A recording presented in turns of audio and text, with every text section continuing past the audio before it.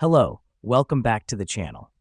Today, we're diving straight into how you can utilize Zoho Project for your business continuity planning. First things first, you'll need to create a new project in Zoho. This is where you'll keep track of all your business continuity planning tasks. The reason we do this is to consolidate all related tasks in one place for easy monitoring and updates. Next up, add your team members to the project. This ensures that everyone involved in the continuity planning process is on the same page.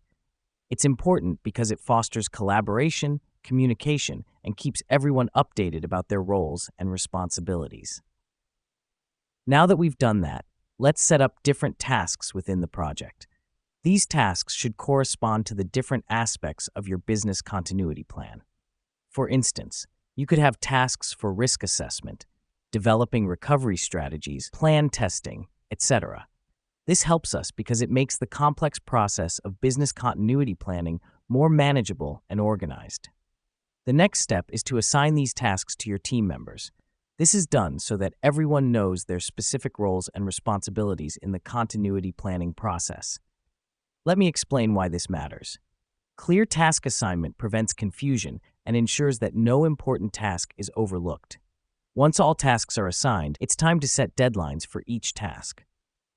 Deadlines help keep everyone on track and ensure that the continuity planning process moves forward at a steady pace. Now let's talk about the importance of tracking the progress of your tasks. Zoho Project comes with a feature that allows you to track the progress of each task.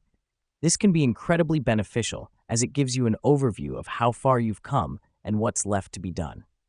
And that's it. You now know how to use Zoho Project for business continuity planning. Remember, the key to effective business continuity planning lies in organization, clear communication, and regular updates. Zoho Project makes all this easy and efficient. Thanks for joining us today, and happy planning.